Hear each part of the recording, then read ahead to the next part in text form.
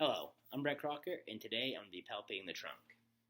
So the first thing we're going to find is the thoracic vertebrae, more specifically T2. So T2, on top of the scapula, you work your way medially, and that the one that protrudes the most is going to be T2, right? And then right above that's going to be T1, and then we can work our way down, find T3, T4, but we're going to skip all that. You go to the bottom of the scapula, and we go across. We can find, well, that's very good. We can find T7. So right in there is going to be T7. And then to find T12, you find the bottom rib, so rib 12.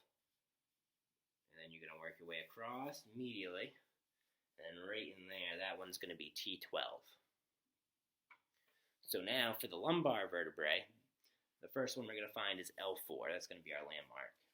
So to find that, you go right on top of the iliac crest, or the ilium, right on the iliac crest, and then you work your way medially, and that one right there, the one that's protruding, is going to be L4. And then we can work our way down to L5, and then we can go up, L3, L2, and L1. So, as I just touched on the ribs, you got that bottom one, it's going to be rib 12, and you can kind of just work your way up to rib 11, rib 10, and so forth, up to rib 5. Okay, so the next thing is the ilium. So we just use the ilium to find L4. So right on top of the ilium is going to be the iliac crest. You work your way back, and that right there is going to be the posterior superior iliac spine. And then I'll show you when I have her turn around. That front's going to be the anterior superior iliac spine. So if you want to go ahead and spin around.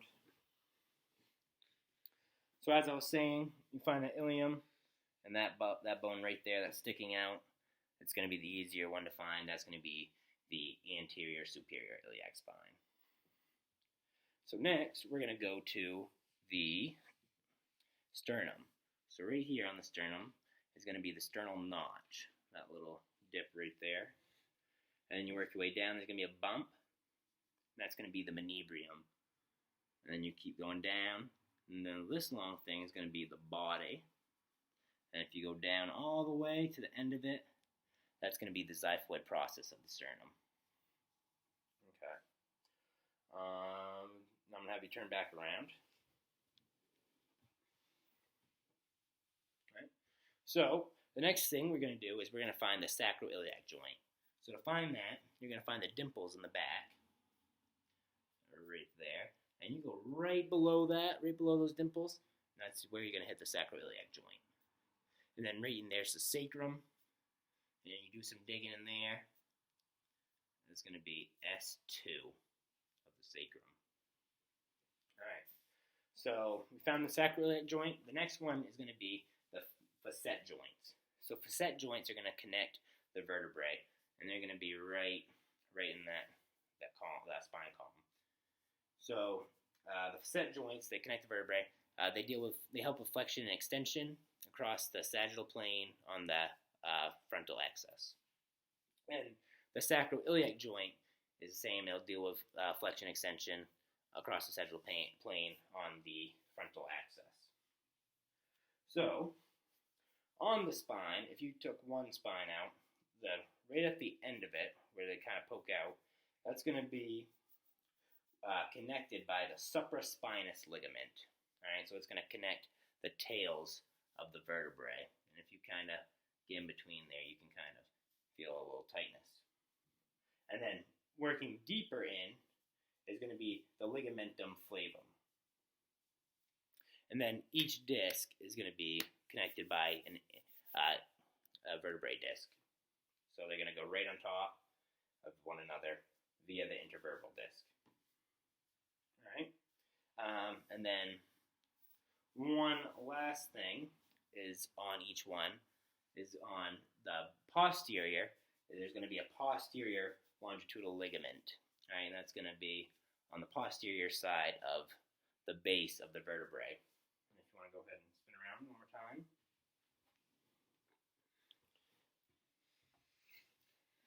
So on the front side, if I could just cut her open, there'd be the anterior longitudinal ligament, right on the inside of the base of the vertebrae.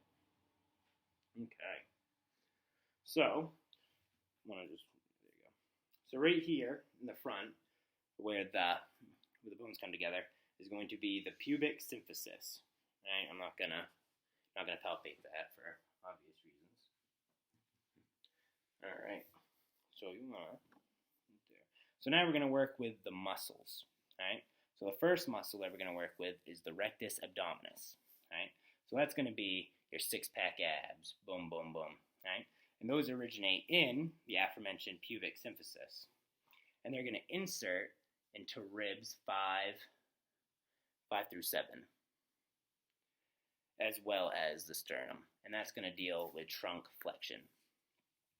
So another trunk flexor is going to be the internal oblique.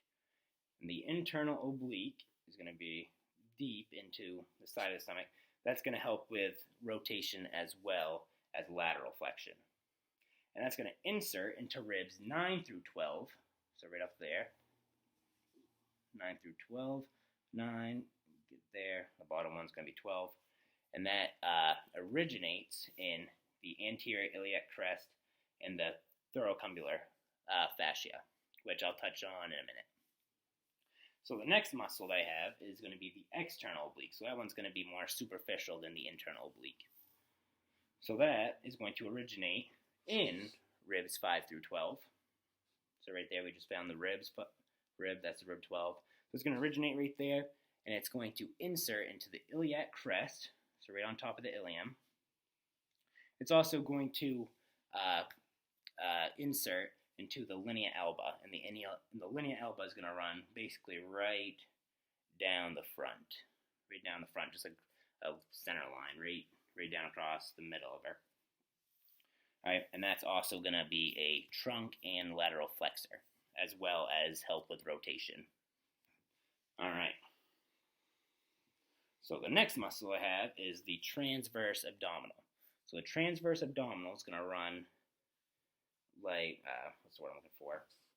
I guess parallel to the ground, and it's going to be right in here, and that's going to be the deeper part of the abdomen. So that's going to originate in the inner aspect of the last 6 ribs. So right on the inner side of it, of the last 6, does that tickle? Oh, my bad.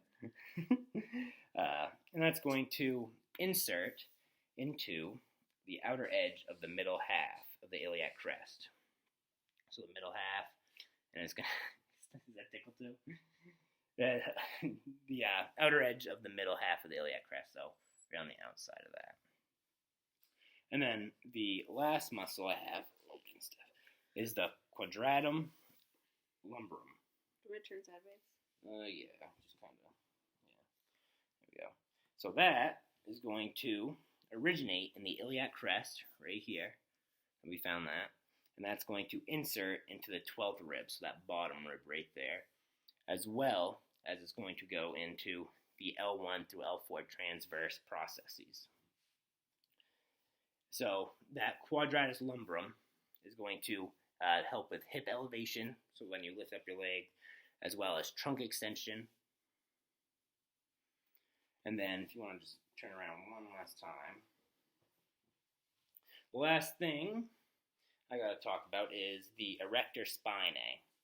So the erector spinae are going to be right here by the spine and working from the medial side to the lateral side. So the first one, so the medial, is going to be the spinalis. And then you go one more over, it's going to be the longissimus. So that one's going to be the middle one of the 3 erector spinae. And then the outer one is going to be the iliocostylis, right? So you got the spinalis, and then more lateral, you got the longissimus, and you go one more over, the iliocostylis. So yeah, that is the trunk.